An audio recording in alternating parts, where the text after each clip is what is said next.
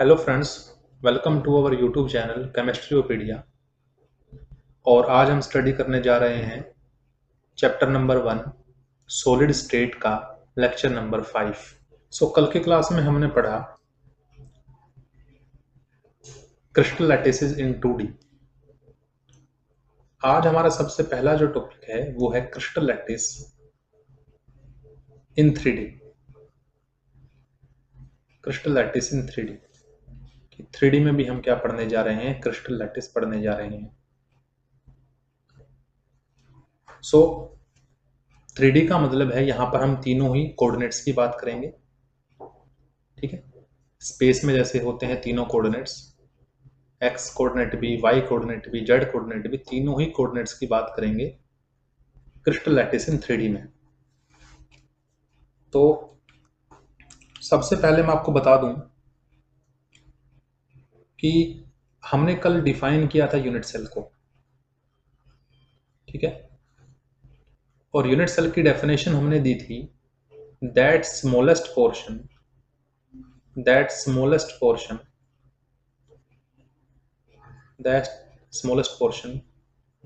whose repetition again and again forms the whole crystal। वह छोटे से छोटा पोर्शन जिसको बार बार रिपीट करते जाने से हमें पूरा का पूरा क्रिस्टल यानी पूरा का पूरा सॉलिड दोबारा मिल जाए, उसी स्मॉलेस्ट पोर्शन को हम कहते थे यूनिट सेल। अब वहां पर हमने 2 डायमेंशनल लैटिसेस पढ़े थे। 2 डायमेंशनल लैटिसेस में जो यूनिट सेल है वो भी 2 डायमेंशनल होंगे, और किसी भी 2 डायमेंशनल स्पीसीज को पहचानना कंपैरेटिवली किसी 3D चीज से आसान होता है, क्योंकि 2 डायमेंशनल जो चीजें होती हैं वो हमारे पेपर के प्लेन पर ही रहती हैं, लेकिन 3 डायमेंशनल जो चीजें होती हैं वो out of the plane exist करती हैं। तो उन ज्योमेट्रीज को पहचानने में हमें थोड़ा प्रॉब्लम होता है as comparison to 2 dimensional lattices और 2 डायमेंशनल यूनिट सेल। तो जिस प्रकार क्रिस्टल लैटिस अगर 3D में प्रेजेंट होगा तो यूनिट सेल भी 3 डायमेंशनल होंगे। ठीक है, तो 7 टाइप के क्रिस्टल एग्जिस्ट करते हैं, और हर एक क्रिस्टल कंटेन करेगा किसी एक स्पेशल टाइप के यूनिट सेल को। तो हम कह सकते हैं कि 7 टाइप के अगर क्रिस्टल प्रेजेंट हैं तो 7 टाइप के ही हमें यूनिट सेल भी मिलेंगे। किसमें? इन 3D। ये बात आपको याद रखनी है कि 3D में 7 टाइप के यूनिट सेल मिलते हैं, क्योंकि वहां पर एग्जिस्टेंस है 7 टाइप के क्रिस्टल्स की। तो 7 टाइप के क्रिस्टल अगर प्रेजेंट हैं तो 7 टाइप के हमें यूनिट सेल भी मिलेंगे। और इन 7 टाइप के क्रिस्टल्स को, ठीक है, इस 7 टाइप के क्रिस्टल्स के ग्रुप को हम 7 क्रिस्टल सिस्टम के नाम से जानते हैं। 7 क्रिस्टल सिस्टम के नाम से हम जानते हैं। ठीक है, इन 7 टाइप के क्रिस्टल सिस्टम को या 7 टाइप के क्रिस्टल्स के ग्रुप को हम 7 क्रिस्टल सिस्टम के नाम से जानते हैं। क्लियर है?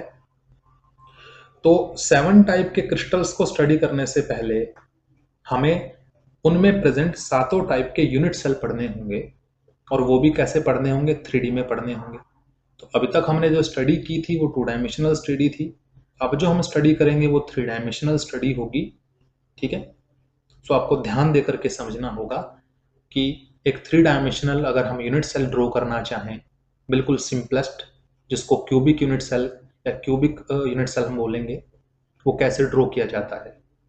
क्लियर है?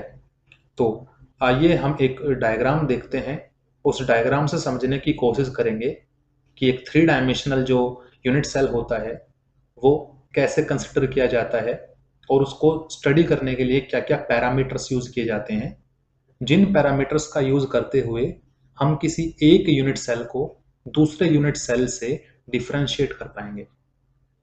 ठीक है, सो आइए देखते हैं एक डायग्राम। सो स्टूडेंट्स, ये हमने एक 3 डायमेंशनल लैटिस कंसिडर किया है, यानी 3 डायमेंशनल एक सॉलिड कंसिडर किया है, और ये जो पोर्शन आपको ब्लैक में दिखाई दे रहा है ये जो पोर्शन आपको यहाँ सॉरी रेड में दिखाई दे रहा है, इस रेडिश पोर्शन को हम इसका यूनिट सेल कंसिडर करेंगे, क्योंकि इसी को बार बार रिपीट करते जाने से इस पूरे के पूरे क्रिस्टल की फॉर्मेशन हम कर सकते हैं। सो ये इस थ्री डायमेंशनल सॉलिड का ये जो स्मॉलेस्ट पोर्शन यहाँ प्रेजेंट है, ये इस थ्री डायमेंशनल सॉलिड का क्या काम करेगा, एज ए यूनिट सेल के रूप में काम करेगा। क्लियर है? तो इस टाइप से हम एक थ्री डायमेंशनल लैटिस का, थ्री डायमेंशनल क्रिस्टल का स्मॉलेस्ट पोर्शन कंसिडर करके उसको हम यूनिट सेल कहेंगे। क्लियर है? लेकिन क्वेश्चन ये है कि डिफरेंट टाइप के क्रिस्टल्स में डिफरेंट टाइप के यूनिट सेल प्रेजेंट हैं, हम उनको पहचानेंगे कैसे? क्योंकि थ्री डायमेंशनल चीज़ों को देखना थोड़ा मुश्किल होता है किसी प्लेन ऑफ पेपर से, क्योंकि अगर बुक्स की बात की जाए, ठीक है, या फिर अगर हम ब्लैक बोर्ड पर स्कूल में पढ़ रहे हों तो वहाँ ब्लैक बोर्ड टू डायमेंशनल है, जबकि हम स्टडी कर रहे हैं थ्री डायमेंशनल चीज़ों को। तो इन सातों टाइप के यूनिट सेल्स को एक दूसरे से डिफ्रेंशिएट करने के लिए हमें पढ़ने होंगे पैरामीटर्स। पैरामीटर्स यानी कि वो प्रॉपर्टीज जिसका इस्तेमाल करते हुए हम एक यूनिट सेल को डिफ्रेंशिएट करेंगे दूसरे यूनिट सेल से। तो आइए स्टडी करते हैं सबसे पहले parameters of unit cell. Parameters of unit cell, किसी यूनिट सेल के या किसी 3D यूनिट सेल के पैरामीटर्स क्या होते हैं? ठीक है, किसी 3D यूनिट सेल के पैरामीटर्स क्या होते हैं, कैसे हम उनको पहचान सकते हैं? सो इसके लिए हम एक बिल्कुल सिंपलेस्ट यूनिट सेल कंसिडर करते हैं, क्यूबिक यूनिट सेल कंसिडर करते हैं। ये हमें क्यूब की फॉर्मेशन करनी होगी, ठीक है। सो हमें क्यूब कंसिडर करें। क्यूब कंसिडर करने के लिए हमें इस टाइप से दो स्क्वायर बनाने होंगे। पहला स्क्वायर, ठीक है, और एक और स्क्वायर हम बनाएंगे, ये हमारे पास दूसरा स्क्वायर है, और फिर हमें इन्हें कंबाइन करना होगा, ठीक है, लाइनों से। ये पहली लाइन यहाँ से यहाँ तक, ये दूसरी लाइन हम लेंगे,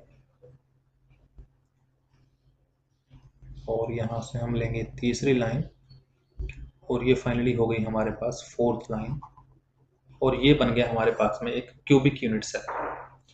इस क्यूबिक यूनिट सेल के कॉर्नर्स पर हमें मिलेंगे पार्टिकल्स, ठीक है, जैसा कि बताया गया था कि लैटिसेस जो पॉइंट्स होते हैं उनके कॉम्बिनेशन से ही हम एक यूनिट सेल की फॉर्मेशन करते हैं, और यूनिट सेल के जो पार्टिकल हैं वो कॉर्नर पर तो एग्जिस्ट करते ही हैं, उसके अलावा भी कर सकते हैं, वो आगे पढ़ेंगे, लेकिन फिलहाल हमने सिर्फ कॉर्नर कंसिडर किए हैं। अगर आप इस यूनिट सेल को स्टडी करना चाहते हैं तो इसके लिए जो पैरामीटर चाहिए वो है 6 पैरामीटर्स, ठीक है। 6 पैरामीटर्स की हमें जरूरत पड़ती है। वो 6 पैरामीटर्स में से क्या क्या है? सबसे पहले कैटेगरी बनाई है एक्सियल लेंथ। 3 हमें चाहिए एक्सियल लेंथ, 3 हमें चाहिए लेंथ। 3 पैरामीटर तो होंगी एक्सियल लेंथ की फॉर्म में, जिसको रिप्रेजेंट किया जाएगा ए, बी और सी से, और 3 हमें चाहिए हैं एंगल्स, जिनको हम कहते हैं एक्सियल एंगल्स। 3 चाहिए हैं लेंथ और 3 चाहिए एंगल, जिसको कहते हैं एक्सियल एंगल, जिसको रिप्रेजेंट किया जाता है अल्फा, बीटा और गामा से। इनको रिप्रेजेंट करने के लिए आप इस क्यूब के किसी भी एक कॉर्नर को पकड़ लीजिए, किसी भी कॉर्नर को ले लें, जैसे मान लो ये कॉर्नर है, इस कॉर्नर पॉइंट से आपको 3 लाइनें दिखाई दे रही होंगी, ठीक है। उसमें से एक को हम नाम देंगे ए, दूसरी को हम नाम देंगे बी, और तीसरी को नाम देंगे सी। ये 3 तो हो गई हमारी एक्सियल लेंथ, या कह सकते हैं साइड भी कह सकते हैं हम इस क्यूब की, ठीक है। क्योंकि ये क्यूब है फिलहाल के लिए, तो ये तीनों ही जो वैल्यूज हैं ए, बी और सी इक्वल होंगी। लेकिन जो 7 टाइप के जो यूनिट सेल हैं, 7 टाइप का जो क्रिस्टल सिस्टम है, उसमें ऐसा भी देखने को मिलता है कि लेंथ इक्वल नहीं होती हैं, क्योंकि सभी यूनिट सेल क्यूबिक नहीं होंगे। 3 हमारे पास ये लेंथ होंगी ए, बी, सी, और 3 होंगे इनके बीच के एंगल अल्फा, बीटा, गामा। अब आपको याद क्या करना है, याद कैसे करना है वो आप देखें। याद करने के लिए हम एक लिख लें ए, बी और सी, और उसके नीचे लिख लें अल्फा, बीटा और gamma.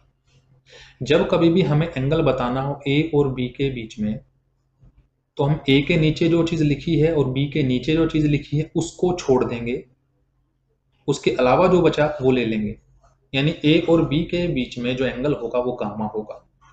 So angle between, angle को रिप्रेजेंट कर रहे हैं हम ब्लू कलर से। तो ए और बी के बीच में जो एंगल प्रेजेंट होगा, यहाँ से यहाँ जो एंगल प्रेजेंट होगा वो होगा हमारा गामा। इसी टाइप अगर हमसे पूछा जाए कि बी और सी के बीच में कौन सा एंगल होगा, तो बी के नीचे बीटा है, सी के नीचे गामा है, इन दोनों को छोड़ करके हम कंसिडर करेंगे अल्फा को। सो बी और सी के बीच में, बी और सी के बीच में जो एंगल होता है उसको बोलते हैं हम अल्फा, वो अल्फा होगा। और बाकी बचा ए और सी, ए और सी के बीच में जो एंगल बनेगा वो होगा बीटा। सो किसी भी यूनिट सेल को पहचानने के लिए तीन तो हमें चाहिए है लेंथ, एक्सियल लेंथ, और तीन हमें चाहिए है angle, axial angles. Hope you understand that. कोई ज़्यादा टिपिकल केस नहीं था, आसान सी चीज़ें हैं, ठीक है। सो अब हमने पैरामीटर पढ़ लिए हैं जिनसे हम यूनिट सेल्स को पहचानना सीखेंगे, और हमें यह भी पता लग गया है कि 3D में हमें 7 टाइप के क्रिस्टल्स यानी 7 टाइप के यूनिट सेल्स देखने को मिलते हैं। तो आइए डिस्कशन करते हैं उन 7 टाइप के यूनिट सेल्स के बारे में। तो हेडिंग डालेंगे 7 crystal system. 7 crystal system, 7 type के जो क्रिस्टल हैं वो हमें कौन कौन से मिलते हैं, उसमें प्रेजेंट जो यूनिट सेल है वो कौन कौन सी है वो हम जानेंगे। तो यहां से आपको याद ये रखना है कि जिस टाइप का क्रिस्टल होगा उसमें यूनिट सेल भी उसी टाइप की होगी। यानी अगर क्यूबिक क्रिस्टल है तो यूनिट सेल भी क्यूबिक है, ठीक है। और अगर वो और कोई टाइप का यूनिट सेल होगा, क्रिस्टल होगा, तो उसकी यूनिट सेल भी वही होगी। क्यूबिक है तो क्यूबिक यूनिट सेल है, फॉर एग्जांपल हेक्सागोनल है तो यूनिट सेल को हम हेक्सागोनल कंसीडर करते हैं। तो ये आपको याद रखना है, ठीक है। तो यहाँ पर हम लिखेंगे सिस्टम, कि हम किस सिस्टम की बात कर रहे हैं, और फिर उस सिस्टम को पहचानने के लिए जो यूनिट सेल है उसके पैरामीटर्स की बात करेंगे। सो यहाँ सिस्टम लिख लेते हैं, यहाँ लिख लेते हैं एक्सियल लेंथ हम, फिर लिख लेते हैं एक्सियल हम एंगल, ठीक है, जिनसे हम उनका आइडेंटिफिकेशन करेंगे, और लास्ट में लिख लेते हैं हम एग्जाम्पल, कुछ एग्जाम्पल हम दे देंगे। तो सबसे पहला जो सिस्टम है, यानी सबसे पहला जो क्रिस्टल है वो है हमारा cubic crystal, cubic system. Cubic system के अंदर जो यूनिट सेल होती है वो क्यूब की फॉर्म में होती है, ठीक है, क्यूब की फॉर्म में होती है। और उसकी खास प्रॉपर्टी है कि उसमें तीनों की तीनों लेंथ इक्वल होंगी, और तीनों के तीनों ही जो एंगल होंगे वो इक्वल होंगे, साथ ही साथ वो 90 डिग्री के इक्वल मिलते हैं। सो तीनों लेंथ इक्वल हैं, तीनों एंगल इक्वल हैं 90 डिग्री के। ये सबसे पहला जो है हमारा क्रिस्टल सिस्टम था, जिसको हम क्यूबिक क्रिस्टल सिस्टम कहते हैं। एग्जाम्पल अगर हम लें तो कॉपर, सोडियम क्लोराइड, ठीक है, potassium chloride etcetera cubic system के अंदर एग्जिस्ट करते हुए मिलते हैं। क्लियर है। नेक्स्ट चलते हैं, नेक्स्ट जो क्रिस्टल सिस्टम है वो है हमारा tetragonal, tetragonal, tetragonal crystal system. इस टेट्रागोनल क्रिस्टल सिस्टम को हम टेट्रागोनल क्रिस्टल सिस्टम, इसके जो पैरामीटर्स हैं वो कुछ ऐसे हैं।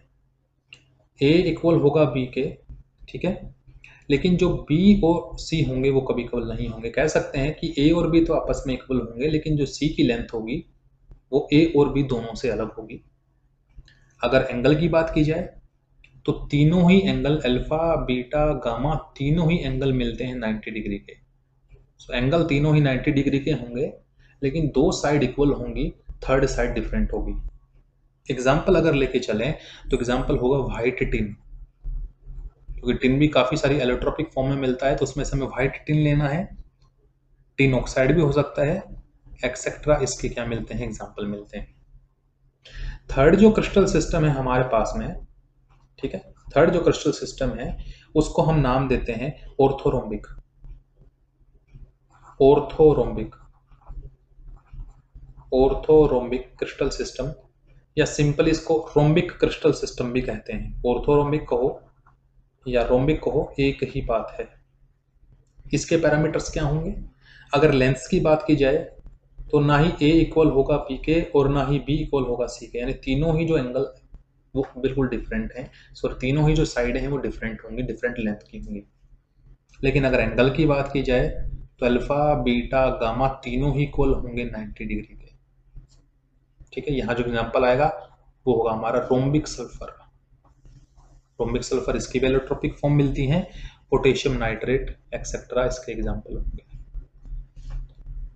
आप चिंता ना करिए कि हम सबके विजुअल्स भी देखेंगे, ठीक है, कि क्यूबिक दिखने में कैसा होता है, टेट्रागोनल क्या है, ऑर्थोरोम्बिक कैसा दिखाई देगा, वो सब हम करेंगे। फोर्थ टाइप का जो क्रिस्टल सिस्टम होता है उसको हम नाम देते हैं मोनोक्लिनिक क्रिस्टल सिस्टम। और इसके अंदर जो पैरामीटर्स होंगे वो कुछ ऐसे होंगे, ए ना तो इक्वल होगा बी के और बी भी इक्वल नहीं होगा सी के। So A not equal to B and B is not equal to C, all the values are different, सभी वैल्यूज होंगे डिफरेंट। और यहाँ जो एंगल्स हैं वो अल्फा इक्वल टू होगा गामा के इक्वल टू 90 डिग्री, माने अल्फा और गामा तो 90 डिग्री हो गए, लेकिन बीटा की वैल्यू 90 नहीं होगी। तो अल्फा गामा 90 मिलते हैं लेकिन बीटा 90 नहीं मिलता है। एग्जाम्पल अगर लें तो मोनोक्लिनिक जो सल्फर है वो यहाँ पर लिखा जाएगा। उसके अलावा सोडियम सल्फेट भी हम लिख सकते हैं इसके एग्जाम्पल के लिए। क्लियर है? फिफ्थ टाइप की अगर बात करें हम, ठीक है, फिफ्थ टाइप की अगर हम क्रिस्टल सिस्टम की बात करें तो फिफ्थ टाइप का क्रिस्टल सिस्टम है ट्राइक्लिनिक। ट्राइक्लिनिक उसको कहते हैं, ठीक है।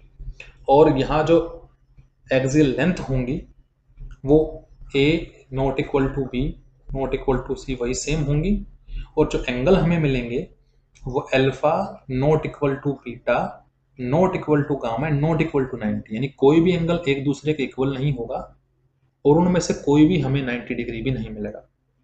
एग्जाम्पल अगर लें सो कॉपर सल्फेट, ठीक है, साथ में सॉरी हाइड्रेट फॉर्म में लिखना है पूरा, कॉपर सल्फेट पेंटाहाइड्रेट, साथ ही साथ बोरिक एसिड जो होते हैं वो इसके कुछ एग्जाम्पल हैं, इसके अलावा भी हो सकते हैं, ठीक है। सिक्स्थ जो हो यूनिट सेल कंसिडर करके चलेंगे वो है हमारा रोम्बोहाइड्रल। वो होता है रोम्बोहाइड्रल। रोम्बोहाइड्रल को हम ट्राइगोनल भी कहते हैं। तो आप ध्यान रखिएगा, कंफ्यूज नहीं होगा, ऊपर जो है टेट्रागोनल है, नीचे ट्राइगोनल है, ये दोनों डिफरेंट हैं। इसमें अगर बात की जाए लेंस की, एज एक्सियल लेंस की, सो ए इक्वल टू होगा बी के, बी इक्वल टू होगा सी के, यानी तीनों ही साइडें इक्वल होंगी, लेकिन जो एंगल होंगे वो कुछ ऐसे होंगे। अल्फा इक्वल टू होगा बीटा के, बीटा भी इक्वल होगा गामा के, लेकिन 90 नहीं होगा, ठीक है। अल्फा बीटा गामा इक्वल होंगे लेकिन 90 नहीं मिलेंगे। एग्जाम्पल हम लें अब सोडियम नाइट्रेट, ठीक है, कैल्शियम कार्बोनेट एक्सेट्रा, इसके एग्जाम्पल हो सकते हैं। और फाइनली लास्ट टाइप का जो क्रिस्टल सिस्टम मिलता है उसको हम कहते हैं hexagonal crystal system. Hexagonal crystal system जिसमें ए इक्वल टू बी होता है और बी नॉट इक्वल टू होता है सी, यानी ए बी तो इक्वल होंगे लेकिन सी इक्वल नहीं होगा। अल्फा और बीटा जो होंगे वो 90 डिग्री के होंगे, गामा की वैल्यू हमें 120 डिग्री मिलती है। एग्जाम्पल अगर इसके देखे जाएं तो ये है डायमंड, ठीक है। इसके अलावा सॉरी डायमंड नहीं, डायमंड तो सॉरी क्यूबिक केसेस में कंसिडर करते हैं, डायमंड नहीं आएगा, इसमें आएगा ग्रेफाइट, ग्रेफाइट, ठीक है, ग्रेफाइट, साथ ही साथ आएगा आइस एक्सेट्रा एक्सेट्रा, और भी काफी सारे हो सकते हैं। सो ये सातों टाइप के जो क्रिस्टल्स होते हैं ये कंबाइन करके फॉर्मेशन करते हैं 7 क्रिस्टल सिस्टम की। सो आपको ये एक्सियल लेंथ और एक्सियल एंगल आपको याद होने चाहिए, पता होने चाहिए, ठीक है। इन्हीं का यूज करते हुए हम अलग अलग यूनिट सेल्स को आइडेंटिफाई करते हैं, ठीक है। अब देखते हैं इनके विजुअल्स कि दिखने में हमें कैसे दिखाई देंगे। सो स्टूडेंट्स ये वो 7 टाइप के क्रिस्टल सिस्टम है, ठीक है, यही वो है 7 क्रिस्टल सिस्टम। सो विजुअली आप देख लीजिए एक बार कि कौन सा लेटेस किस टाइप का दिखाई देता है, कौन सा जो सिस्टम है यूनिट सेल है वो किस टाइप की दिखाई देती है। सो ये क्यूबिक है जिसकी तीनों लेंथ इक्वल होंगी और तीनों एंगल इक्वल होंगे। ये आपको टेट्रागोनल दिखाया गया है, ठीक है, जिसमें ए इक्वल टू तो भी मिलेगा, ये साइड और ये साइड तो आपको इक्वल मिलेगी, लेकिन ये जो साइड होगी ये इक्वल नहीं मिलेगी। हालांकि जो एंगल है वो तीनों ही 90 डिग्री के होंगे। ऑर्थोरोम्बिक में आपको ए की वैल्यू अलग मिलेगी, बी अलग मिलेगा और जो सी है वो अलग मिलेगी, तीनों ही जो वैल्यूज हैं वो डिफरेंट मिलती हैं लेकिन एंगल फिर भी 90 डिग्री है। हेक्सागोनल में आपको दिखाई देगा ए और बी तो इक्वल होंगे, ठीक है, लेकिन सी की जो लेंथ है वो डिफरेंट है। सो ए इक्वल टू बी होगा लेकिन सी नहीं होगा। एंगल आपको दिखाई दे रहे हैं अल्फा और बीटा तो होंगे 90 डिग्री के, और जो गामा एंगल बनेगा वो होगा तुम्हारा 120 डिग्री का। रोम्बोहेड्रल, जिसको हम ट्राइगोनल भी कहते हैं, उसमें लेंथ तो सारी इक्वल होंगी, ए बी और सी तीनों इक्वल होंगी, लेकिन जो एंगल होंगे वो आपके 90 डिग्री के नहीं होंगे। तो वैसे तो होंगे सारे इक्वल, अल्फा बीटा गामा होंगे सारे इक्वल, लेकिन 90 नहीं होंगे। क्लियर है? मोनोक्लिनिक में आपको ए और बी सी तीनों ही साइडेड बिल्कुल डिफरेंट मिलेंगी, ए बी सी साइडें बिल्कुल डिफरेंट हैं, लेकिन जो एंगल होंगे, ठीक है, उसमें से दो एंगल तो होंगे 90 के, अल्फा और गामा। अल्फा और गामा आपको 90 डिग्री का मिलेगा, लेकिन जो बीटा की वैल्यू होगी वो 90 नहीं होगी। और लास्ट फाइनल बचता है ट्राई क्लिनिक, जिसके अंदर हमें क्या मिलते हैं? ट्राई क्लिनिक में हमें ए बी सी तीनों ही डिफरेंट मिलेंगी, और साथ ही साथ जो एंगल होंगे वो एक दूसरे के इक्वल नहीं मिलेंगे। अल्फा अलग होगा, बीटा अलग होगा, गामा अलग होगा, और कोई भी 90 के इक्वल नहीं होगा। तो ये 7 टाइप के क्रिस्टल सिस्टम हैं, जिसमें से जो क्यूबिक सिस्टम होता है वो मोस्ट सिमेट्रिकल होता है, ठीक है, मोस्ट सिमेट्रिकल होता है। और इसमें से जो ट्राइक्लिनिक होता है वो मोस्ट अनसिमेट्रिकल होता है। तो ये आपको याद रखना है कि क्यूबिकल सिस्टम मोस्ट सिमेट्रिकल है, और ट्राइक्लिनिक जो सिस्टम है वो मोस्ट अनसिमेट्रिकल हमें देखने को मिलता है, ठीक है, क्योंकि इसमें तीनों ही एंगल इक्वल हैं, तीनों ही साइड इक्वल हैं। इसमें ना तो तीनों एंगल एक दूसरे के इक्वल हैं, ना ही तीनों साइड एक दूसरे के इक्वल हैं, ठीक है। सो ये मोस्ट सिमेट्रिकल है, ये सबसे मोस्ट अनसिमेट्रिकल है। होप यू अंडरस्टैंड दैट, ठीक है। सो ये 7 क्रिस्टल सिस्टम यहाँ कंप्लीट हुए हैं। लेकिन फ्रेंड्स आप ध्यान दीजिएगा कि अब तक हमने जितने भी यूनिट सेल ड्रॉ किए, ये आपके सामने सातों के सातों यूनिट सेल प्रेजेंट हैं, इनको हमने सिर्फ प्रिमिटिव माना है। ये सारे के सारे जो यूनिट सेल प्रेजेंट हैं, ये कैसे यूनिट सेल प्रेजेंट है? प्रिमिटिव यूनिट सेल प्रेजेंट है।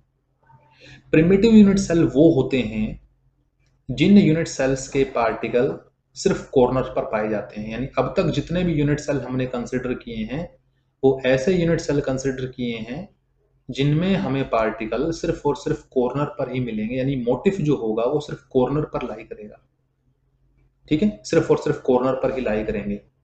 हमने अभी तक सिर्फ उन्हीं यूनिट सेल्स को स्टडी किया है, ठीक है, कि जो पार्टिकल्स होंगे वो भी सिर्फ और सिर्फ कॉर्नर्स पर ही प्रेजेंट होंगे, उसके अलावा कहीं नहीं होंगे।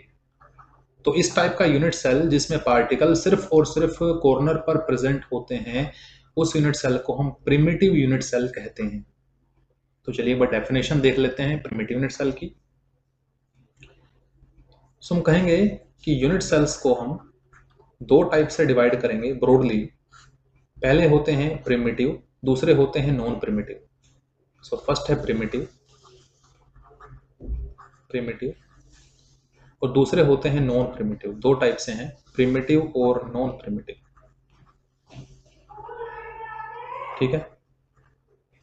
प्रिमिटिव यूनिट सेल्स, ठीक है, और non primitive. Non primitive unit cells को हम सेंटर्ड यूनिट सेल्स भी कहते हैं, सेंटर्ड यूनिट सेल भी कहते हैं। तो एक बार डेफिनेशन देख लेते हैं, प्रिमिटिव यूनिट सेल क्या है। प्रिमिटिव यूनिट सेल वो यूनिट सेल हैं, दो unit cells in which particles are present, that is motif कहें, motif are present only on the corners, only at the corners। ऐसे यूनिट सेल जिसमें particle सिर्फ और सिर्फ कॉर्नर पर प्रेजेंट हो।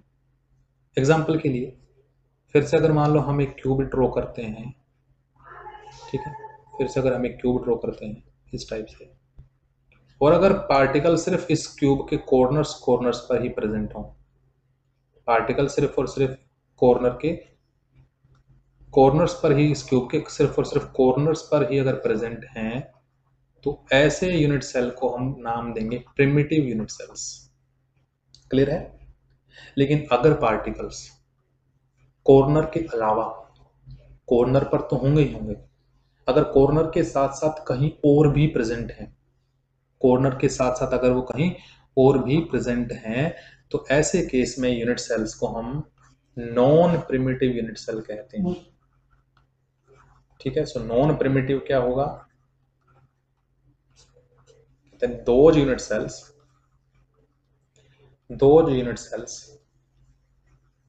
in which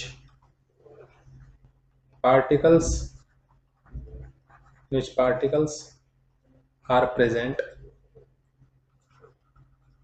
not only on the corners, not only at the corners, but somewhere else also। वैसे ऐसे unit cell जिसमें पार्टिकल सिर्फ कॉर्नर पर ही प्रेजेंट हो प्रिमिटिव है, लेकिन अगर पार्टिकल कॉर्नर के साथ साथ कहीं और भी प्रेजेंट है, कॉर्नर के साथ साथ अगर कहीं और भी प्रेजेंट हैं, तो ऐसे यूनिट सेल्स को हम नॉन प्रिमिटिव यूनिट सेल कहते हैं।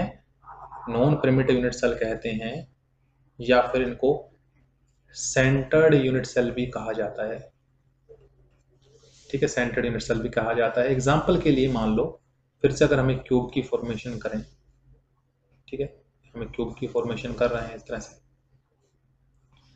अगर पार्टिकल सिर्फ कॉर्नर पर प्रेजेंट है तो प्रिमिटिव है, अगर कॉर्नर के साथ साथ कहीं और भी प्रेजेंट होंगे, फॉर एग्जांपल कॉर्नर पर तो है ही है, कॉर्नर पर तो है ही है, अगर कॉर्नर के अलावा कहीं और भी प्रेजेंट होंगे, जैसे एग्जांपल ये जो फेस है आपको दिखाई दे रहा है, ये जो फेस है, ये फेस अगर इस फेस के सेंटर पे प्रेजेंट है, तो पार्टिकल कॉर्नर पर तो है ही है, साथ ही साथ कहीं और भी प्रेजेंट है, तो इस टाइप के जो यूनिट सेल्स बनते हैं उनको नॉन प्रिमिटिव यूनिट सेल्स या फिर सेंटर्ड यूनिट सेल कहा जाता है। क्लियर है? सो आज की क्लास में हम यहीं तक स्टडी करेंगे। कल की क्लास में हम नॉन प्रिमिटिव यूनिट सेल्स कितने होते हैं, कौन कौन से होते हैं, उनके बारे में स्टडी करेंगे। और एक बहुत ही ज्यादा इंपॉर्टेंट टॉपिक आएगा ब्रेविस लैटिस। तो ब्रेविस लैटिस के बारे में भी हमने क्या करना है, स्टडी करना है। ब्रेविस लैटिस क्या होते हैं और नॉन प्रिमिटिव जो यूनिट सेल है यानी जो सेंटर्ड यूनिट सेल है उसमें किस टाइप की वैरायटी हमें देखने को मिलती है। क्लियर है?